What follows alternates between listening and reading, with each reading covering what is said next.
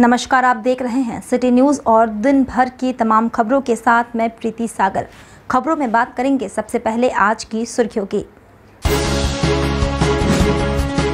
Seraikela police को मिली बड़ी सफलता, कुख्यात अपराधी कलीम और जल्ला समेत 5 अन्य गिरफ्तार।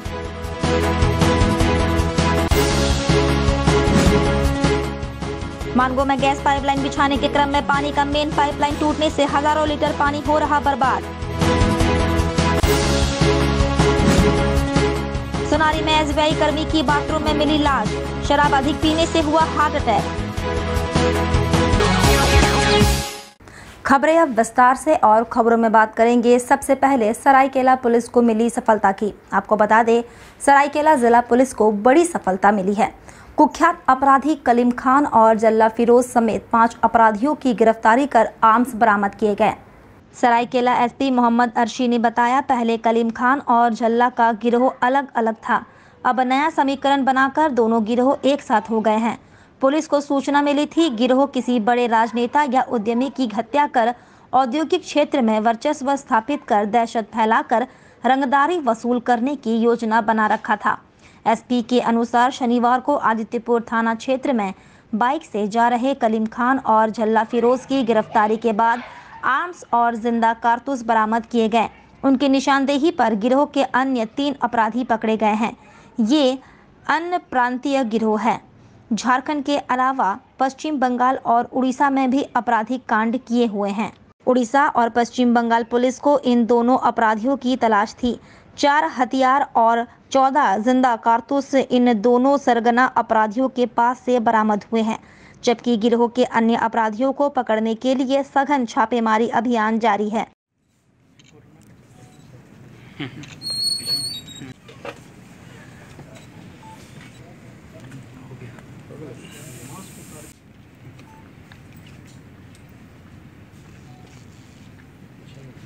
प्राइमरी जानकारी से पता चल रहा है और इस गिरोह से और भी कई लोग जुड़े हो सकते हैं। कुछ लोग तो अभी भी हमको पता है, जिनके बारे में भी हम लगातार छानबीन कर रहे हैं और छापामारी करेंगे, और साथ साथ वेस्ट बंगाल और उड़ीसा की पुलिस के साथ भी समन्वय स्थापित करके इस गैंग के बाकी बचे सदस्यों को जल्दी से जल्दी पकड़ने की चेष्टा करेंगे। तो एक बड़ी कामयाबी है। इसके लिए कई सारी पुलिस टीमें बनाई गई थी, जिसके लिए हम लोगों ने अपनी तरफ से 25,000 रुपये का इनाम सभी पुलिसकर्मियों को दिया है, और साथ साथ इस पूरे उद्भेदन में शामिल जितने भी हमारे पुलिस की टीम थी उनके लिए डीजीपी साहब से अनुशंसा करेंगे कि उनको कमेंडेशन लेटर दिया जाए। इधर मानगो चेपा पुल में गैस का पाइपलाइन बिछाने के लिए जेसीबी से गड्ढा खोदने में पानी का मुख्य पाइपलाइन टूट गया। लाखों लीटर पानी पिछले 2 दिनों से बहकर बर्बाद हो रहा है। मानगो में गैस पाइपलाइन बिछाने के लिए ठेका कंपनी ने बगैर पूर्व सूचना के चेपा पुल में जेसीबी से गड्ढा खोदने के दौरान पानी सप्लाई का मेन लाइन टूट गया। पिछले 2 दिनों से पानी का मेन पाइपलाइन कट जाने के कारण लाखों गैलन पानी बहकर बर्बाद हो रहा है। शुक्रवार को इस वजह से मानगो क्षेत्र में पानी का सप्लाई बंद रहा। शनिवार सुबह किसी तरह पानी का सप्लाई किया गया। शनिवार की शाम में पानी सप्लाई बंद रहा। शनिवार देर रात तक पानी का मेन पाइपलाइन का मरम्मत होने की बात विभागीय अधिकारी बता रहे हैं। इधर पीएचडी के सहायक साइड इंचार्ज राजेश ने बताया, बगैर सूचना के गैस पाइपलाइन बिछाने के लिए गड्ढा खोदे जाने के कारण ये परेशानी लोगों को हुई है। रविवार सुबह से पानी सप्लाई का सामान्य व्यवस्था बहाल हो जाएगा।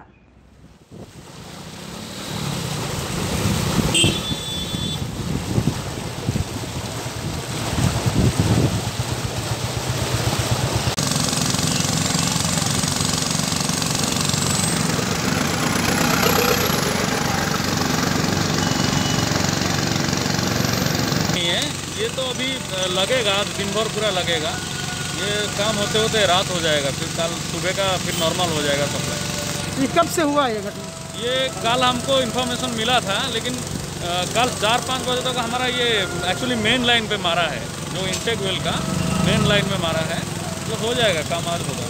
तो पानी रुका हुआ है पूरा मानगो क्षेत्र में? हाँ, पूरा मानगो क्षेत्र में पानी रुका हुआ है। कितने घरों में नहीं जा रहा पानी? पूरा टोटल कहीं पे नहीं जा। सुबह का सप्लाई सब जगह हुआ है, लेकिन शाम का कोई जगह नहीं होगा। नहीं होगा ना, नहीं। काम कब तक होगा पूरा, क्या लग रहा है? काम आज रात होगा। पानी जब तक ड्राई नहीं होगा रात हो जाएगा काम। ये मेन लाइन था अपने का? मेन लाइन, हाँ मेन लाइन। ये कहाँ से आया हुआ ये? नदी से, हाँ? जीसू भवन नदी से जो इंटेक वेल हमारा है, उसी का मेन लाइन, ये प्लांट का मेन लाइन है। मतलब परेशानी लोगों को काफी का सामना उधर सोनारी गोल्डन टावर में 3 तल्ले पर रहने वाले SBI बैंक कर्मी कुलदीप कच्छप का अधिक मात्रा में शराब सेवन करने की वजह से बाथरूम में हार्ट अटैक के कारण मौत हो गई। SBI बैंक कर्मी और लोहरदगा के रहने वाले कुलदीप कच्छप फ्लैट में अकेला रह रहे थे। शुक्रवार को अधिक मात्रा में शराब पीने की वजह से घर के बाथरूम में हार्ट अटैक से मौत हो गई। घर में शराब की बोतल बिखरे पड़े थे। इधर घटना की सूचना मिलने पर सोनारी पुलिस पहुंची और शव अपने कब्जे में लेकर पोस्टमार्टम हाउस भेज दिया है। घर वालों को इसकी सूचना पुलिस ने दे दी है। सोनारी थाने के ASI ने घटना के कारणों की जानकारी दी।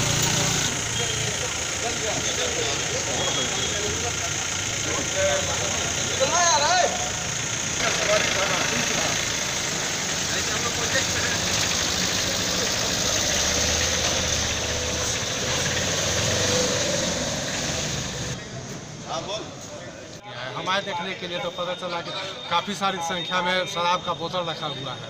देखने से ऐसा प्रतीत होता है कि अधिक दारू पी करके उसका हार्ट अटैक हो गया।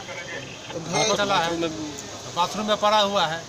आप भी जाकर देखे हैं बाथरूम में सीन लिए। क्या नाम है इसका पता चला? कुलदीप टोप्पो नाम है उसका, कुलदीप टोप्पो।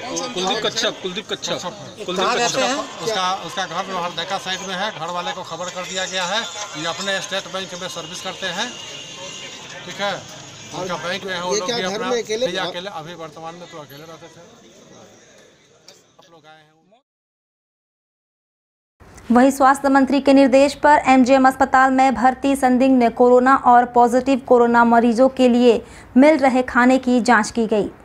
स्वास्थ्य मंत्री बन्ना गुप्ता के निर्देश पर मंत्री के MGM अस्पताल के प्रतिनिधि राजेश बहादुर और JMM नेता आस्तिक महतो दोनों ने MGM अस्पताल में भर्ती 71 संदिग्ध कोरोना मरीजों के अलावा 4 पॉजिटिव कोरोना मरीजों को दिए जा रहे खाने की गुणवत्ता की जांच किचन रूम में जाकर की। इधर राजेश बहादुर ने बताया, खाना का टेस्ट किया गया, कोई गड़बड़ी नहीं मिली। उन्होंने कहा, अभी रोज़ाना 3 समय के खाना और जलपान के लिए प्रति मरीज के हिसाब से 50 रुपये मिलते हैं। इसे बढ़ाकर 120 रुपये रोज़ाना के हिसाब से देने के लिए प्रस्ताव भेजा गया है।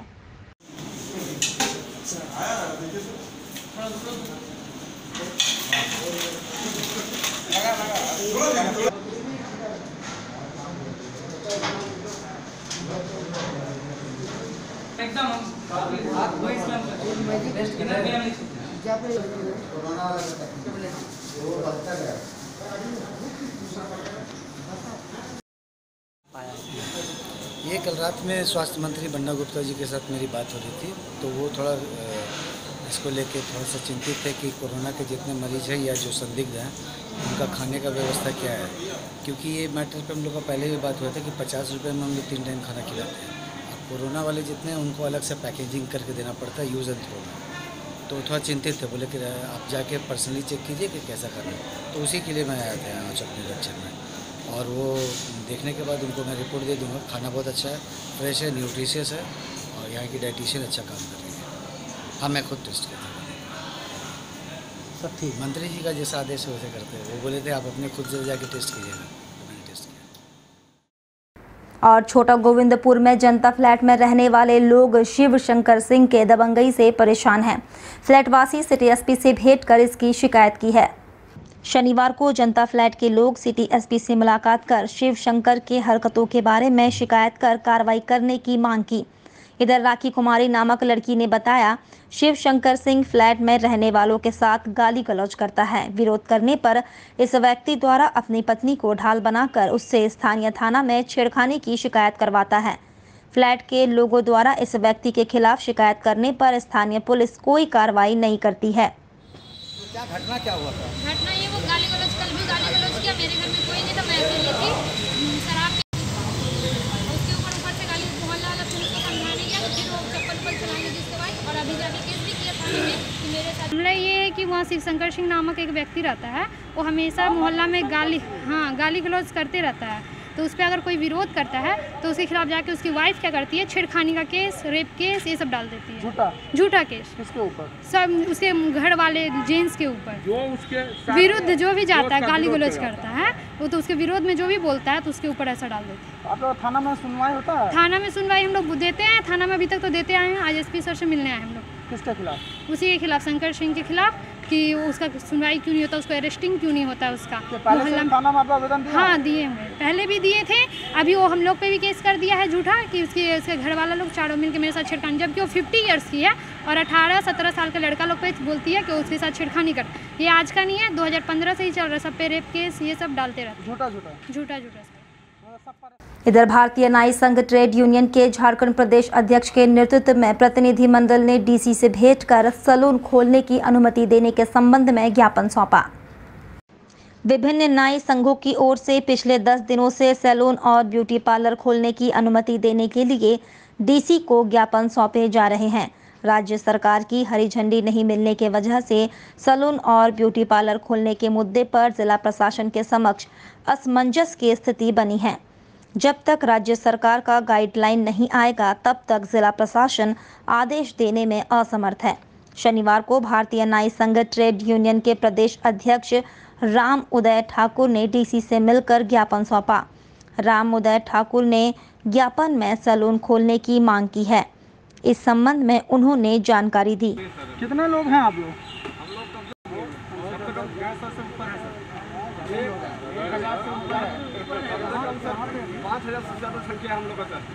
सैलून जो काम कर रहे हैं, कारीगर है, कुछ मैंने काम उसका दुकान। भारतीय नाई संघ ट्रेड यूनियन की ओर से आज हम लोग उपायुक्त महोदय को ज्ञापन देने के लिए आए थे सैलून के संबंध में कि सैलून जल्द से जल्द शीघ्र खोला जाए।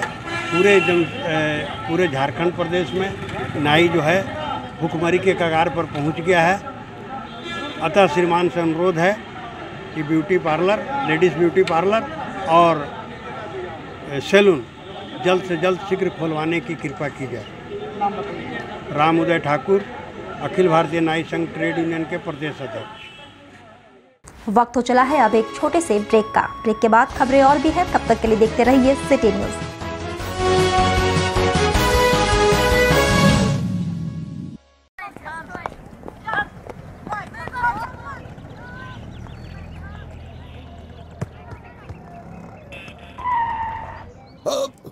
अरे ये कोई खेलने की जगह है? हैं? क्यों अपनी जान खतरे में डाल रहे हो? Sorry uncle. सॉरी अंकल है? पर अंकल, आप अपनी जान को खतरे में क्यों डाल रहे हो? क्या? फिर आपने हेलमेट क्यों नहीं पहनी? सॉरी।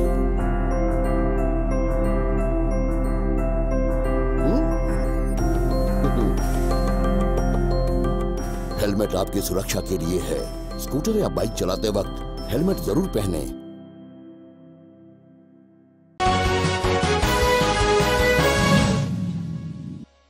ब्रेक के बाद मैं प्रीति सागर एक बार फिर से आपका स्वागत करती हूं। जमशेदपुर कोर्ट में लगातार तीसरे दिन भी हंगामा हुआ। वकीलों ने कोर्ट में कामकाज का बहिष्कार किया और विरोध जताया। नारेबाजी करते हुए अधिवक्ताओं ने तत्काल कोर्ट में सामान्य तौर पर कामकाज शुरू करने की अपील की। अधिवक्ताओं का कहना था कि जब पूरा जमशेदपुर खुल सकता है, रात के 9 बजे तक कामकाज सामान्य तरीके से हो सकता है, बाजारों में लोग जा सकते हैं, तो कोर्ट में कामकाज क्यों नहीं हो सकता। सोशल डिस्टेंसिंग व मास्क के साथ कामकाज कराया जा सकता है। वकीलों ने कहा कि ऑनलाइन सुनवाई नहीं हो पा रही है, सुनवाई लटकी रह रही है। इससे लोग गलत मामले में भी जेल में रहने को मजबूर हो गए हैं, जबकि वकीलों की रोजी रोटी पर भी आफत आ चुकी है।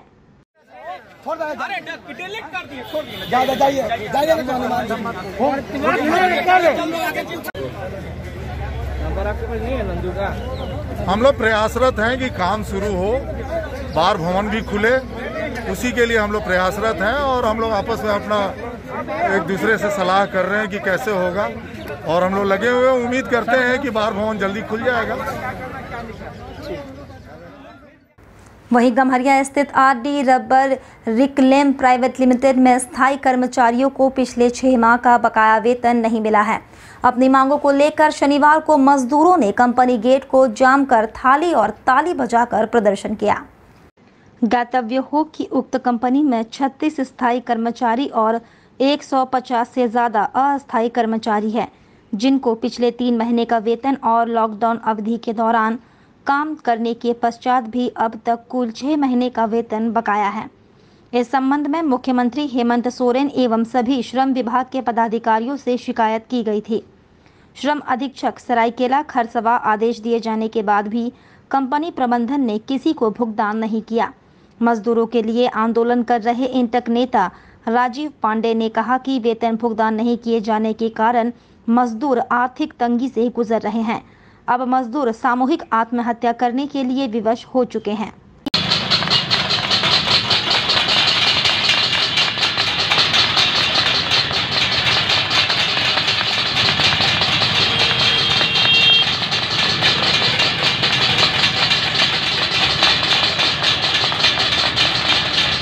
हो गया। अस्थायी कर्मचारियों को पिछले 6 महीने से मासिक वेतन का भुगतान नहीं किया गया। आज जो पूरा भारतवर्ष कोरोना जैसी महामारी से लड़ रहा है, उसी दरमियान यहाँ के अस्थायी मजदूरों को लॉकडाउन अवधि का भी पेमेंट नहीं दिया गया, जो बहुत खेद की बात है।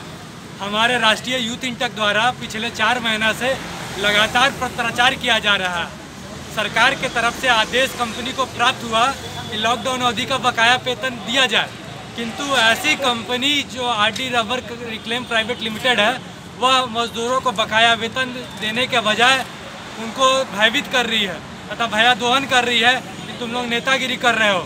आज मजदूर नेतागिरी नहीं बल्कि अपने अधिकार के लिए सड़क पर उतरा है।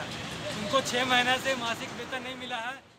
और दलमा वाइल्ड लाइफ सेंचुरी के पिंटरा बेड़ा में वन विभाग द्वारा पर्यावरण दिवस मनाया गया। इस दिवस पर झारखंड प्रदूषण नियंत्रण समिति के चेयरमैन सह विधायक सविता महतो मुख्य अतिथि पहुंची। शुक्रवार को पर्यावरण दिवस के अवसर पर दलमा वाइल्ड लाइफ सेंचुरी के पिंटरा बेड़ा में वन विभाग द्वारा पर्यावरण दिवस मनाया गया। इस दिवस पर झारखंड प्रदूषण नियंत्रण समिति के चेयरमैन सह विधायक सविता महतो मुख्य अतिथि के रूप में पहुंचे। वहीं वन विभाग के पदाधिकारी चंद्रमौली सिन्हा डीएफओ दलमा रेंज के द्वारा विधायक सविता महतो को पुष्प गुच्छ देकर सम्मानित किया गया। सविता महतो और दोनों बेटी ने गेस्ट हाउस के सामने वृक्षारोपण कर विश्व पर्यावरण दिवस का संदेश दिया।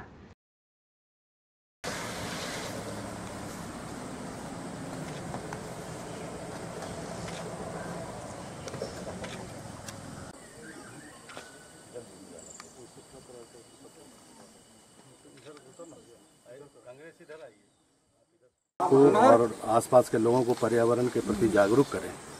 और इसमें कई ऐसी चीज़ें हैं हमको बतानी पड़ती है कि आखिर पर्यावरण महत्वपूर्ण क्यों है। एक वृक्ष 1 साल में 23 लाख रुपए का ऑक्सीजन जनरेट करता है, और वो भी without taking any cost.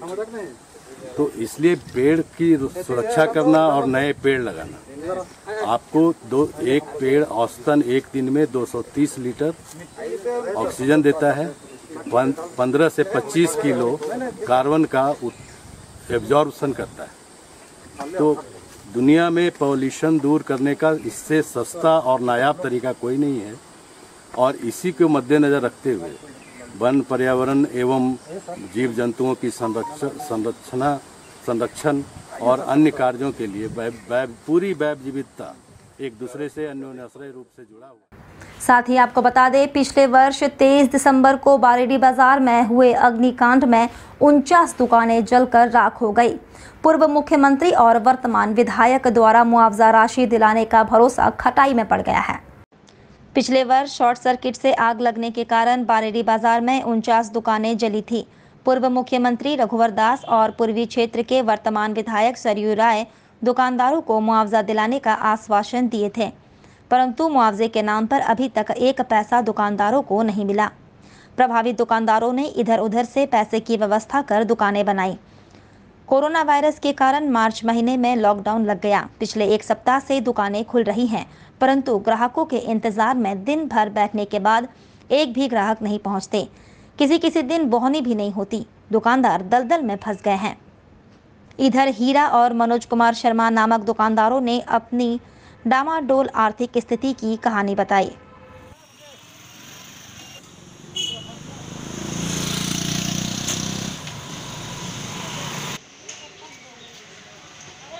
Photo क्या दिखे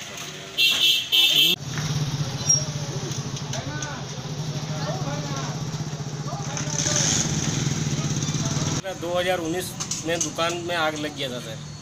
ये आपका 2019 3 दिसंबर को पूरा बारडी बाज़ार में 49 दुकान टोटल जला था, जिसमें से हमारा जो मेन रोड में जो 13 दुकान पड़ता था। दुकान जलने के बाद किसी तरह तो हम लोग अपना दुकान बना लिए, जिसमें से हम लोग रघुवर दास के पास भी गए थे, मुख्यमंत्री जो थे उस समय। उसके बाद अभी जो वर्तमान में जो विधायक जी जो उनके पास भी हम लोग गए थे, सुरजीव राय के पास। दोनों ने आश्वासन दिया था हम लोग को कि यहाँ कुछ हम लोग सहायता राशि देंगे, लेकिन अभी तक हम लोग को ना मुख्यमंत्री का तरफ से मिला था रघुवर दास का तरफ से, नहीं विधायक सुरजीव राय का तरफ। खाना खाने के ठीक नहीं है, न पानी का ठीक है, न मतलब मुर्दा की तरह मतलब कि अपना मतलब पूंजी पट्टा लगा के बनाया है आदमी।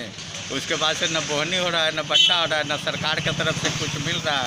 गरीब लोगों को मिल रहा है 20 किलो चावल, 25 किलो चावल, लेकिन मीडियम क्लास का आदमी को कहाँ मिल रहा है। न 1 रुपया मतलब कि सरकार दिया, न विधायक दिया, न कि मतलब डीसी आवंटन किया। एक पैसा के लिए भूखमरिया स्थिति स्टार्ट है। 5-5 परिवार, 7-7 परिवार पढ़ने लिखने वाला है, वो कहाँ से आदमी आएगा, खिलाएगा कि मतलब कि फीस भरेगा।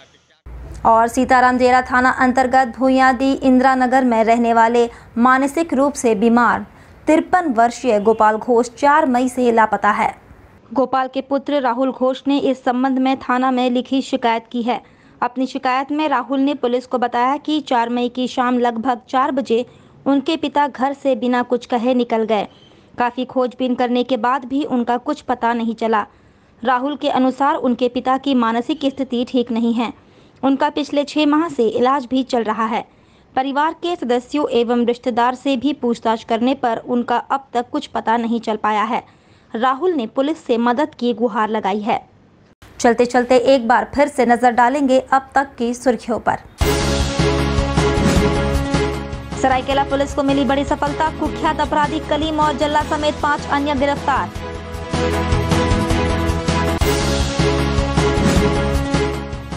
मानगो में गैस पाइपलाइन बिछाने के क्रम में पानी का मेन पाइपलाइन टूटने से हजारों लीटर पानी हो रहा बर्बाद। सोनारी में एसबीआई कर्मी की बाथरूम में मिली लाश, शराब अधिक पीने से हुआ हार्ट अटैक। और अभी के लिए बस इतना ही। कल फिर मिलेंगे कुछ अन्य खबरों के साथ। तब तक के लिए दीजिए सिटी न्यूज़ की पूरी टीम को इजाजत। नमस्कार।